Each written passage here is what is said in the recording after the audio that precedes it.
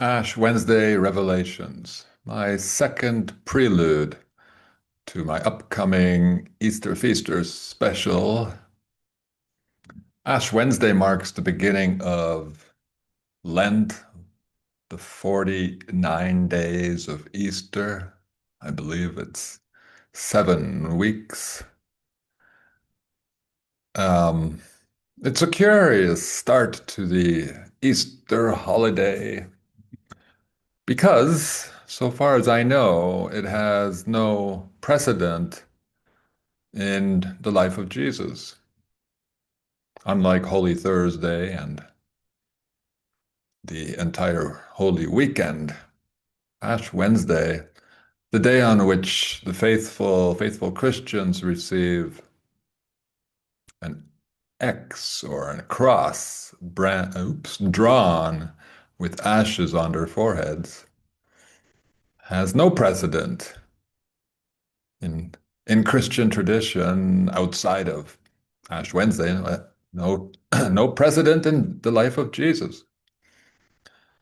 But it does have precedent in ranching. It's very common to mark livestock with branding irons or some electric device now, microchips, luciferase, maybe it signals ownership. And well, it's not the same as drawing a cross with ashes, but this is very similar, disturbingly similar. There we have that. It's not really a cross that's being drawn, nor is, that, what's that cross called? Knights Templar cross, maybe? Well, it's not the cross on which Christ was crucified. That should have a longer base. Pope Leo, our new, not our, the new Pope Leo, even he receives ashes. They get it sprinkled on their heads, these elites. No, they won't have it pressed upon their skin, just some loose ashes for the elites. And the rest of us, the rest of them, yep, marked like the beast, the mark of the beast. Turns out, though, the Old Testament was not in support of marking people, at least not the Israelites, the Jews, if you like. And I know Christians are not Jews, but they do like to quote the Old Testament. So, and Jesus never canceled this advice from God. Hey, don't mark yourself, not for the dead. I guess you could interpret this to mean you can make a print or mark on you as long as it's not for the dead. Yeah, it's not so clear, but it seems a bit dangerous to violate this en masse, pun intended. Uh, Turns out that marking animals was not unknown, is not unknown in the Bible. Jacob marked his goats, I believe, and sheep with some magic that made his sheep and goats spotted, I believe. Um, and Revelation, famously, of course, speaks of the mark of the beast on people's foreheads. This should be well known by now, but um, maybe not everyone understands that the origin of this prophecy is ranching, cattle ranching, sheep ranching. We are the beasts, not well, and then the devil would be one of us, I guess. It's yeah, it's a sign of ownership and control. There you go. You now belong to the Catholic ranch, a Roman Catholic ranch. The letter, well, turn that 45 degrees and you have an X, which is a Roman number, which reminds me again of the mark of the beast, which is a number, the number 666. In this case, well, we have the Roman number 10.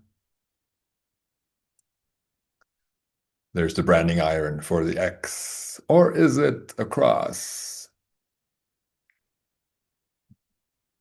That would really show faith, if you get branded, not this wimpy, cowardly ashen cross. No, that's too that's too easy. Do it as the cows do it, the cattle and the sheep and the goats. Still, apparently, get branded with hot irons or with some electric device.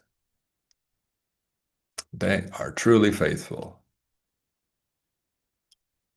But it's not really necessary in an age when people are willing to carry their numbers, the numbers of the beast themselves, security, social security cards, license cards, passports, green cards, permanent residence cards, etc. Credit cards. Hey, yeah, if you're willing to carry them, then we don't have to brand you. And well, I guess maybe the ranchers would say, sorry, we can't give our cattle little cards to carry. They don't have hands, so we must brand them. Yeah, it turns out some interesting signs are branded onto cattle. Uh, I didn't quite study these, but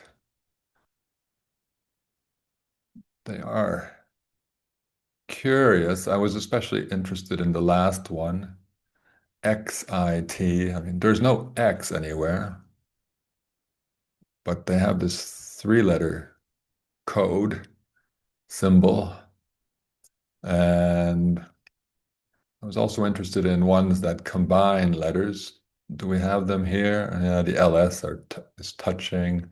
The LX is combined. There are others. This is not an what's the word? A complete list. But keep in mind, or try to remember this one, XIT, the secret language of cattle branding. Yeah, well, here's the brand or logo. The I think it's called a Christogram, used by the Jesuits. Um, it's an IHS with a cross over the H. I like to jest and say this should be read counterclockwise, SHIT. Yes, perhaps that's what they meant. But after seeing XIT brand, which apparently was widely used even in the 1800s, XIT, we have I and the T, if the cross can be the T. SH, in fact, SH in, oh, sorry, in fact, the letter X in some languages is pronounced as an SH. So the Jesuit logo, Christogram, could be a cattle brand.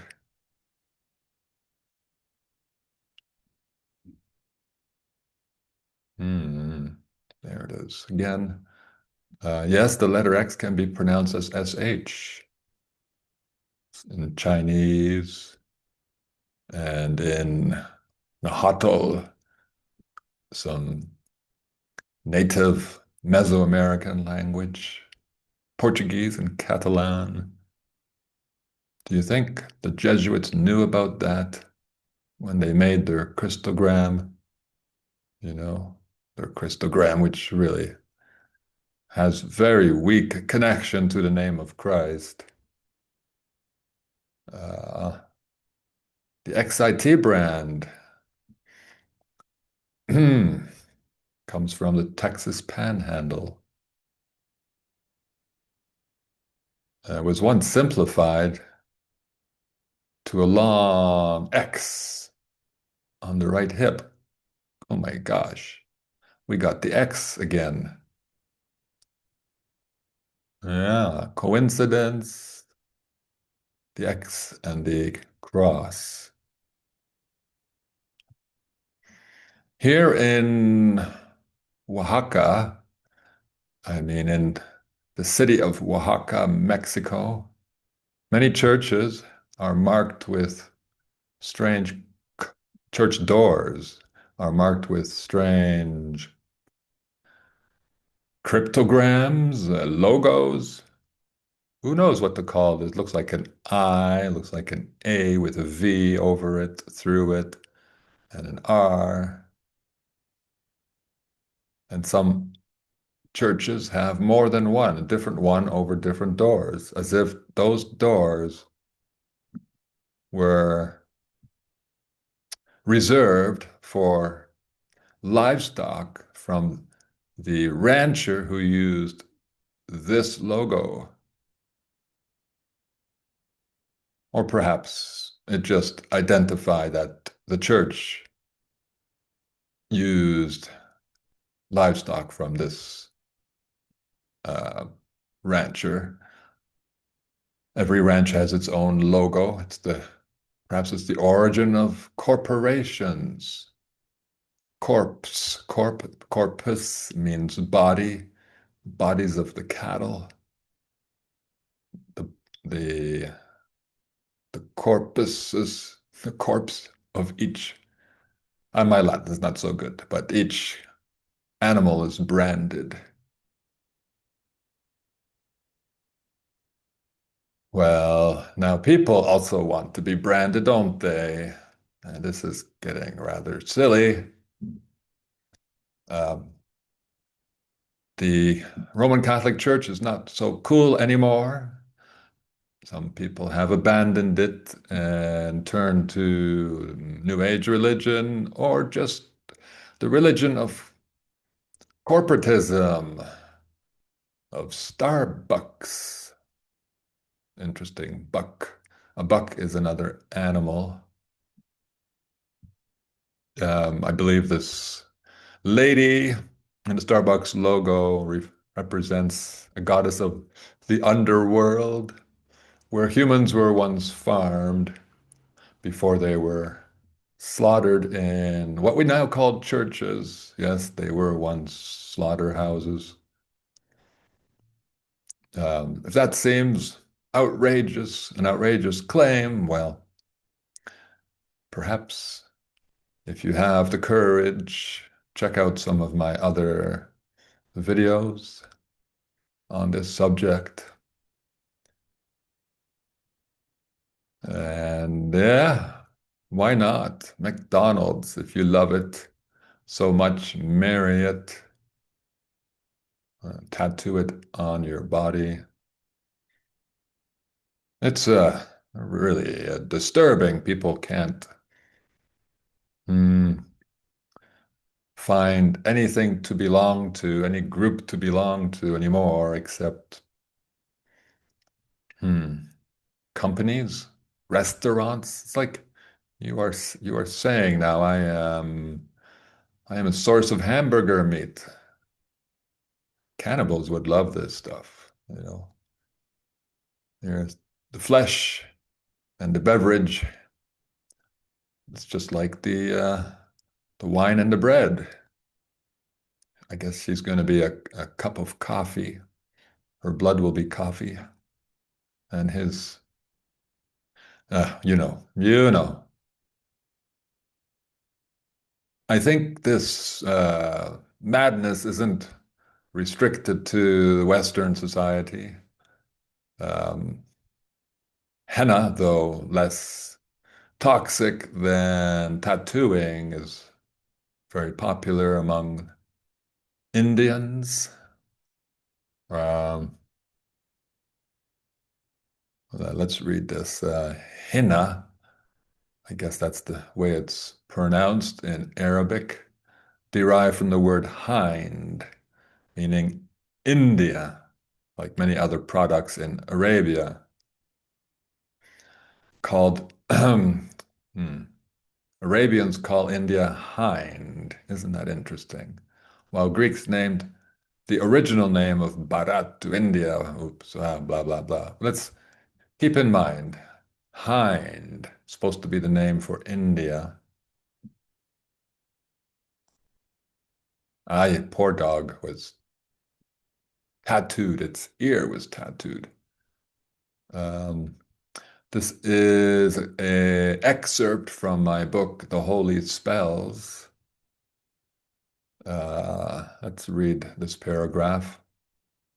Why did the letter H replace the S in Sindhu? Because the word Hindu is a compound cryptogram and a satanic cannibal joke. Hindu actually means hind you, which really means you are a hind.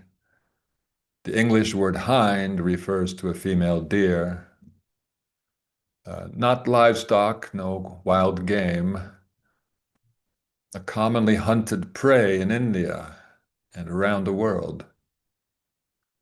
Isn't that curious? All Hindus, um,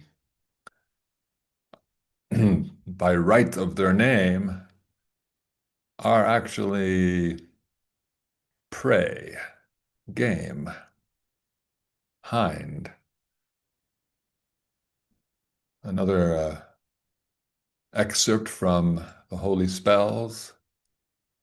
As lambs and sheep represent humans in the Christian tradition, deer represent humans in the Hindu religion.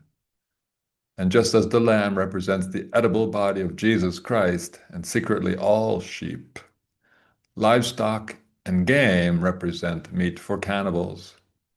So I shall show that deer represent humans in many wonderful Hindu stories about deer. The Ramayana, has a name that contains the English word ram, meaning a male sheep. And the Ramayana is a collection of stories about Rama killing a golden deer, which is similar to the Greek story about Jason shearing the golden sheep. However, the human is animal subtext is more pronounced in Ramayana because it tells us that the golden deer is actually a Rakshasa called Maricha. Ironically, Rakshasas are malevolent supernatural beings or demons in Hindu, Buddhist, and Jain mythology and are often depicted as flesh-eating monsters. So the prey theme and the hunter theme um, or concept, these two get confused. Um, yes, every Hindu is a hind, and their stories, and a hind is a deer, and they have many stories about deer hunting. How curious. The gods hunt deer. No, the cannibals hunt hinds, Hindus, and humans in general. Pigs, this is a painful, quick, painful but quick tattooing process. Pig is not enjoying this very much. There you go, the number of the beast. That would be its credit card number too, probably one day. Um, it's very hard to get good images of what happens in our factory farms, and there is a reason for that. It's being actively suppressed by legislation. I think it's called ag-gag laws.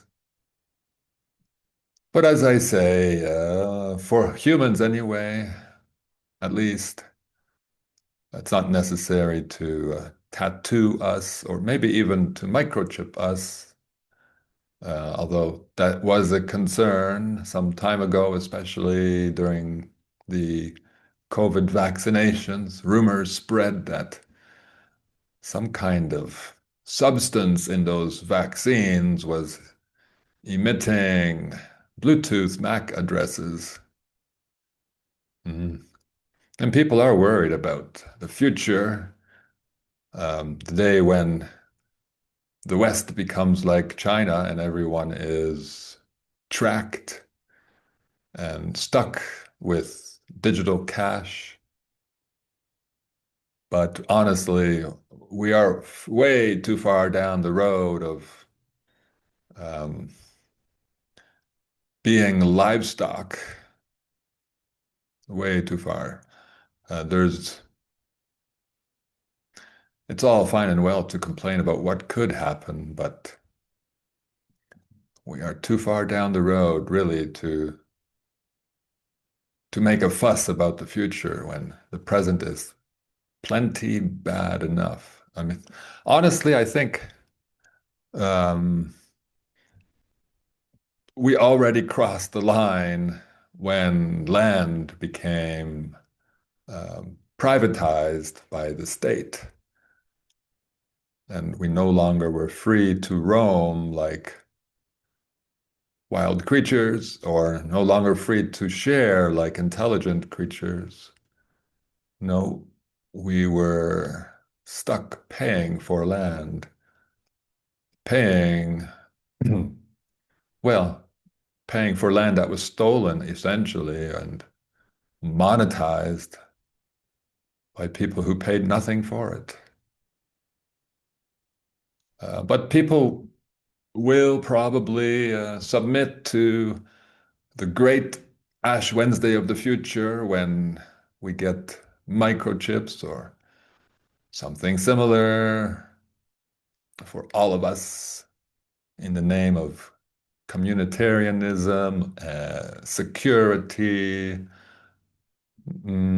People will even submit to it for the sake of belonging. Maslow's hierarchy, yes, that stupid pyramid, self-actualization, whatever that means. It certainly doesn't involve what I think it should mean. People will do just about anything for safety if you scare them enough. And yes, who doesn't want to belong to Starbucks? I want to be a McDonald's boy, be a new religion one day. Corporatism, or just materialism, consumerism that will make it an actual religion, as if it isn't already. Well, one more note. Yes, we marking the forehead, as Revelations also says. It's the curious place to put it, the mark of the beast on the forehead, because what's the forehead is a symbol of our intelligence. It's not far behind that, is it? should be. Um, the prefrontal cortex lurks behind the forehead. And well, I'm still waiting for the day an encyclopedia will properly identify, describe what the prefrontal cortex is supposed to do, what the brain in general should do with um, for humans, what humans should do with their brains.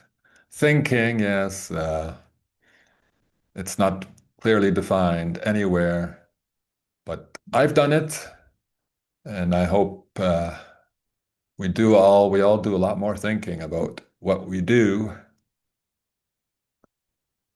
Use our prefrontal cortexes a little more actively rather than living in, you know, on the animal level with instincts, habits, fear. Well, I don't like to compare to animals, but you get my meaning, I'm sure. And I forgot to share my contact. It's Prophet of Fiction at proton.me.